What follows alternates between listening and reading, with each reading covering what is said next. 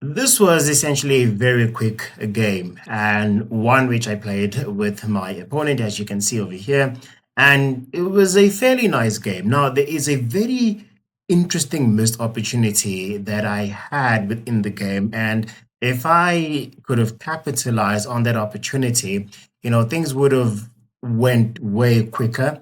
And structurally, I would have been in a better position. And because of that, I could have been a bit more critical and a bit more surgical within my game, but it was not to be. But nonetheless, this was a good game and quite a quick game as well. So let's have a look and see how my opponent played. Let's have a look at how I played, and of course, a couple of things which I could have improved within the game. So let's have a look. So, as usual, my opponent is white, and so they play the first opening move, which is e4 with the king's pawn. And I obviously strike back with the same similar move. Then they played their knight to f3, and I follow up also with my knight on the opposite side of the board, just essentially mimicking my opponent. So this is just two chess players playing a game of chess, having fun, enjoying, everything as it, proceeds. So then my opponent plays the opposite knight. I attack that knight. But at this point, this really doesn't help me in any way because, I mean, if you think about it, me taking this knight doesn't really help in any way.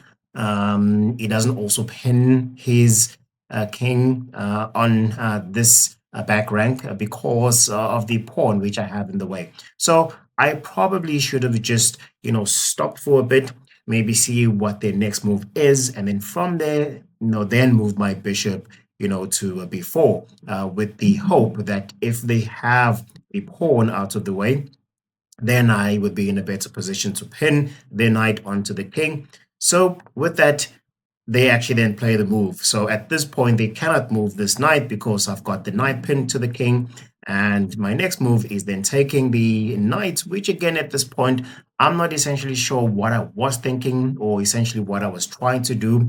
But this is like a variation of the Italian, the opening typical Italian move. So then my opponent takes my bishop, and so now you've got these stacked or double pawns on top of each other, which essentially is not really a good way to go about having your pawns in this sort of straight line. Essentially, you kind of want to have your pawns in this sort of fashion. As you can see right over here, you've not that. Whoops, there we go. This format, where you've got your pawns aligned in sort of this fashion. So if you have them stacked on top of each other, this essentially just kills this pawn. And now it's like a standing duck, which I can attack at any point, but obviously not initially because they still have the queen protecting this pawn over here on this square, which is c2. So I move on with my move, and I think at this point again, this is not necessarily a good move. I mean, I'm just essentially taking, and it feels as if I was really just trying to clear the board, get a win from my opponent and move forward. It doesn't really look strategic. It doesn't look like I have a plan at this point, because what this also then does is if they take, with this pawn, with this pawn, and they take my pawn right over here. So I essentially have let them off the hook, so to speak, because at first, this sort of structure, not necessarily a good structure, but now by me taking their pawn on the d4, I essentially give them the opportunity, to take back. And by taking back, now they no longer have this problem, which I was going to exploit in, the future of the game. So nonetheless, there we go. So now I've let them off the hook, and now they no longer have those stacked pawns, but rather they have a pawn active in the center, essentially really taking up, central position and central dominance here, which now I need to kind of fight back. So with that said, I castle, and my opponent now pins my knight to my queen. I then move my queen next to my knight with the idea of attacking this piece right over here on e4. So they move their piece forward. So at this point, I then play my next move, which is I give them a check. And then, of course, now they move their knight in the way. So again, this knight is now pinned to the king. And I try stuck on the attack. Now, at this point, I believe that this is a good move because essentially I am putting focus on this attack right over here. But in a way, I'm also capitalizing on attacking this bishop. So, which I think, it really was a nice fork. They cannot move this knight and they now have to, make a decision. And I think at this point, they probably could play a move which in a way counteracts my attack. So, and they actually did that, by attacking my queen. And so I took the knight, and and obviously they take my queen, and I retaliate also with a knight, while essentially forking two pieces, which is essentially the bishop and also the rook. But it doesn't help it because they of course have the bishop. So essentially, I've got my knight in the firing line. So take and now I start to advance my knight and trying to get more pieces into the game here because at this point, every single one of these pieces, except for the castling, but the bishop and also the rook, these pieces are not necessarily doing anything at this point. So I push my knight forward, and essentially I've got this piece which I'm eyeing, which I could essentially take. And of course, they do have a counter move, which would be moving this pawn forward or essentially protecting the pawn with the bishop. But instead, they actually start to develop their attack as well. So I take this freestanding piece, it's like a sitting duck, why not? And they then attack my knight. So I retreat, but now I've also got the opportunity to attack this piece right over here with my knight. This is an attack to e5. So with that, they castle, and I do exactly that. Now, at this point, and for whatever reason, they retreat to bishop d3. And for whatever reason, I did not see this attacking move, which is what I just alluded to at the beginning of the video, where this was a free bishop. And for whatever reason, I did not see this because I already had my next move, which is not essentially d6, but rather it was a move to move my rook in e8 with the idea of moving up to their side of the board and, so just starting chaos, to say the least.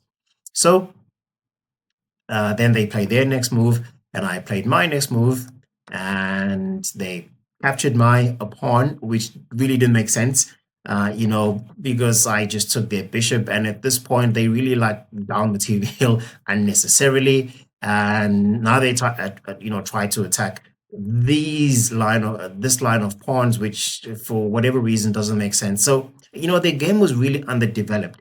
And sometimes when you're playing an individual with an underdeveloped game, you tend to find yourself doing the exact same thing. I don't know if this is true for anyone watching this video, but for me, it tends to be the case. I tend to start playing to their weakness, which is playing a weak game, and I start to be just a bit more casual because I can see that this is a winning game. So there really is no need for me to put any urgency on it. And I kind of determined that at this point where, I look at this bishop and I think, well, what is this bishop doing? I do not see what this bishop does at all. So I just continue advancing my attack and my moves. And I placing my bishop with the idea of attacking the pawn on a2, essentially moving all the way this side with the rook. So what they did is, again, they are stacking their attack.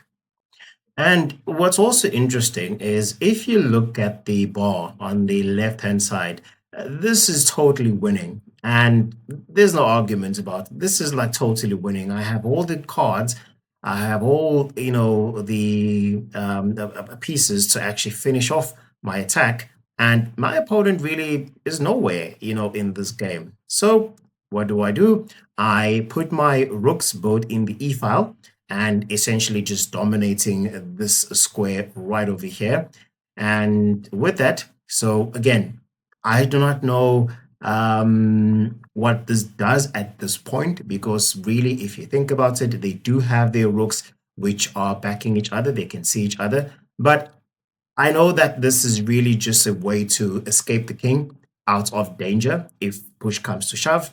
And I then attack the rook, which is essentially next to the king, and my opponent moves out the way. I take, they take, I put them in check, and they move out the way. So that makes sense. So with that as well, I now have my knight, which is hanging at this point.